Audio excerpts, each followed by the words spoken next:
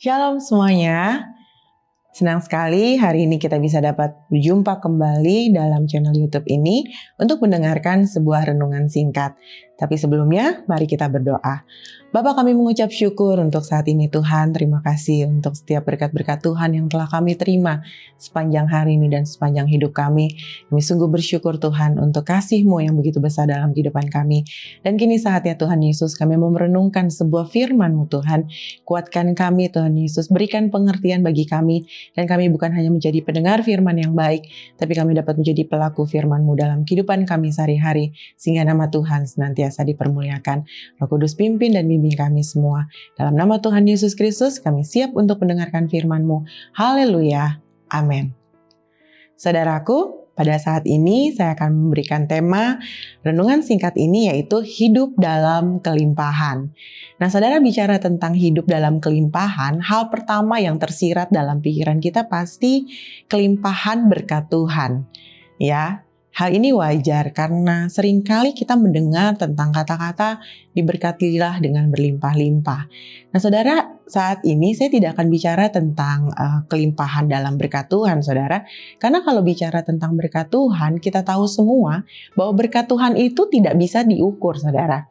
Karena apa? Karena bicara tentang berkat Tuhan, nafas kehidupan yang sehari-hari kita nikmati dengan gratis, tanpa bayar sepeser pun, saudara, itu adalah berkat Tuhan yang bisa kita nikmati, saudara. Saudara yang berusia 40, 50, 60 tahun ya, berarti saudara dapat menghirup oksigen dengan cuma-cuma gitu. Kalau kita melihat atau orang-orang yang berada di ICU yang harus dibantu dengan tabung oksigen dengan membayar, saudara, dalam berapa bulan saja sudah bisa menghabiskan miliaran rupiah. Nah, berarti bicara tentang berkat Tuhan, kita tidak akan sanggup untuk menghitungnya, saudara. Itu baru bicara tentang nafas kehidupan, belum berkat-berkat Tuhan yang lain yang saya percaya kita semua telah menikmatinya selama kita hidup di dunia. Nah, tanpa kita cari, ternyata yang namanya berkat Tuhan itu sudah sangat begitu melimpah dalam kehidupan saudara dan saya, tidak dapat diukur karena tak terhingga jumlahnya, tak terbatas, bahkan sampai akhir hidup kita pasti akan senantiasa menikmati berkat-berkatnya. Nah, persoalan sekarang adalah ada dua hal yang akan saya sampaikan, yaitu melimpah dalam, yang pertama adalah melimpah dalam sukacita, saudara. Karena apa? Dari pihak Tuhan sudah memberkati kita dengan berlimpah-limpah.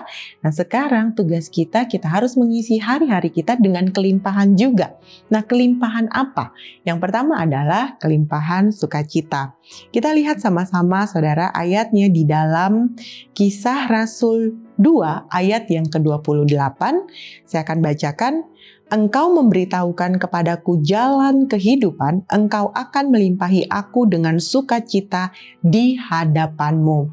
Ini adalah salah satu kalimat yang disampaikan oleh Petrus ketika dia berkhotbah ya di awal Pentakosta, saudara. Dia menyampaikan atau dia mengutip sebuah ayat dari Mazmur Daud. Jadi ketika itu Daud mengatakan bahwa engkau memberitahukan kepadaku jalan kehidupan dan Tuhan melimpahi aku dengan sukacita. Berarti saudara, yang namanya sukacita itu adalah sesuatu yang kita dapatkan dari Tuhan. Jadi sukacita itu timbul di dalam hati kita, saudara.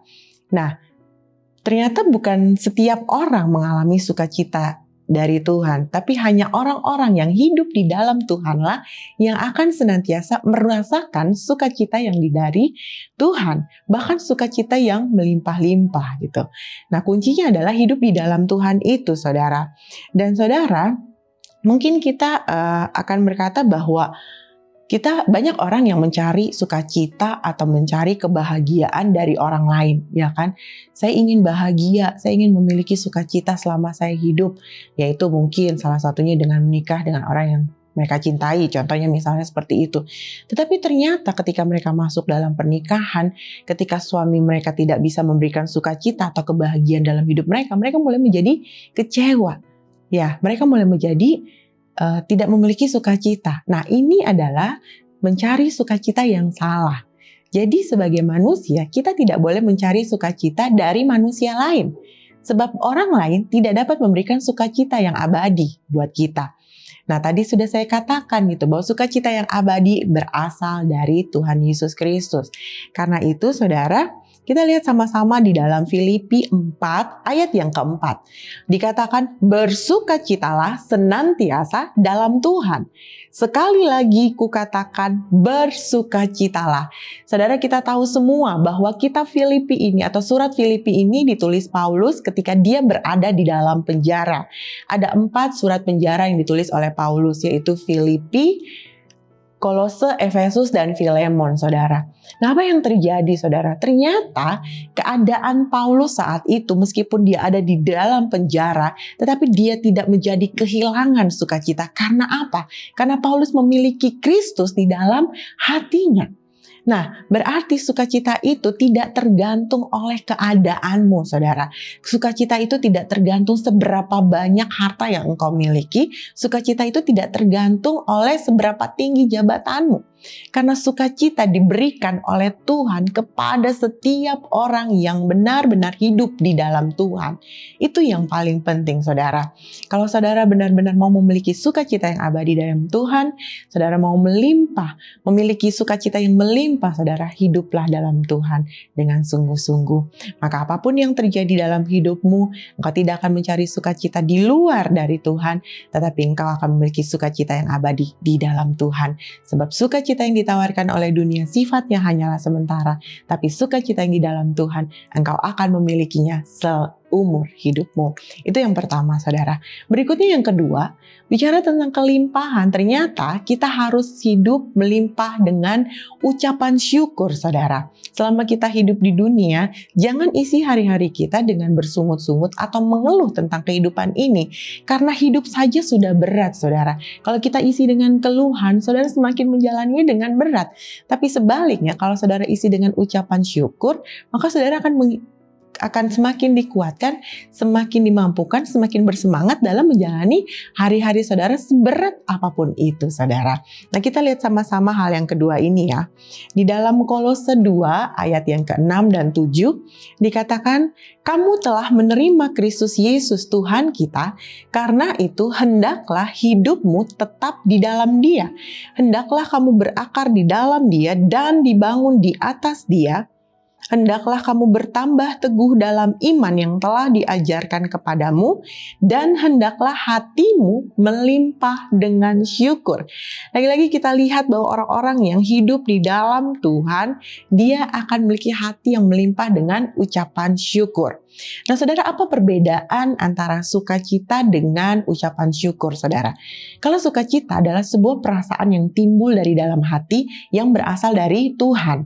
Jadi yang namanya sukacita, yang namanya kesedihan, yang namanya marah, kecewa, itu bukan sesuatu yang bisa dibuat, saudara.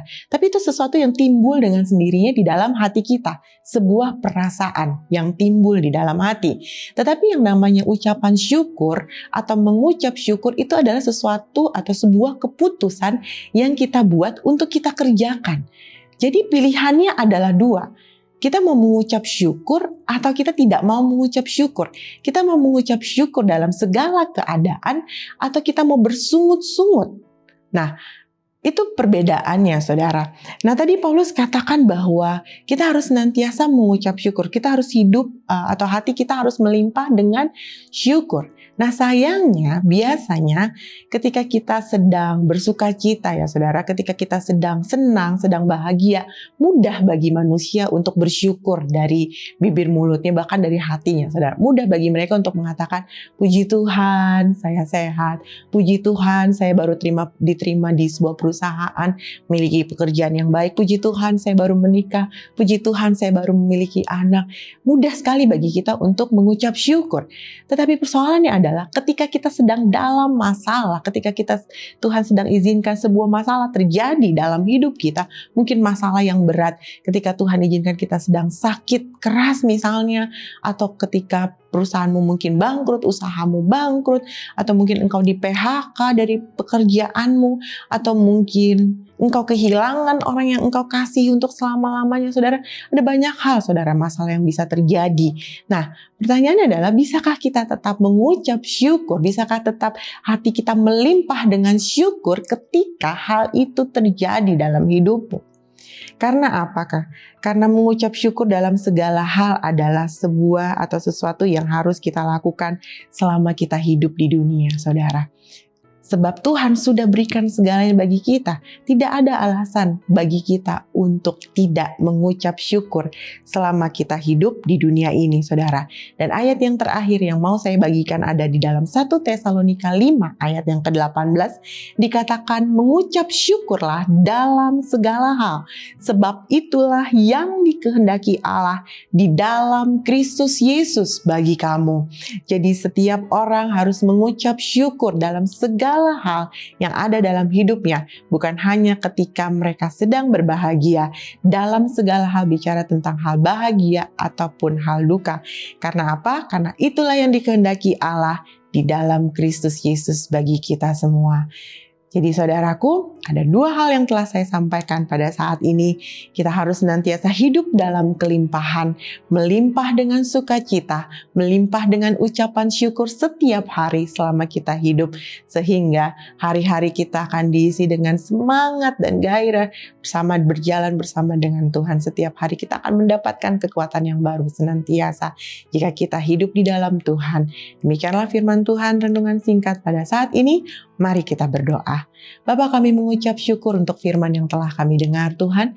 Hamba-Mu terbatas dalam menyampaikannya, tapi aku percaya Roh Kudus akan kembali mengajarkan, membimbing setiap umat-Mu, dan memampukan kami untuk melakukannya dalam kehidupan kami, agar kami senantiasa menyenangkan hati Tuhan.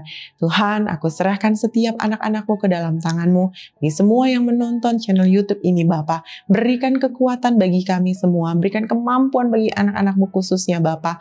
Setiap pergumulan permasalahan hidup yang mereka hadapi, aku berdoa biar sukacita Tuhan senantiasa ada pada mereka. Kasih dan damai sejahtera-Mu tidak akan menjauh daripada mereka. Juga pertolongan Tuhan bagi orang-orang yang mengandalkan-Mu dan berharap sepenuhnya kepada-Mu. Dalam nama Tuhan Yesus Kristus, serahkan setiap umat-Mu ke dalam tangan-Mu. Berkati hidup anak-anak-Mu ini, Tuhan. Dalam nama Yesus kami bersyukur. Haleluya. Amin. Tuhan Yesus memberkati.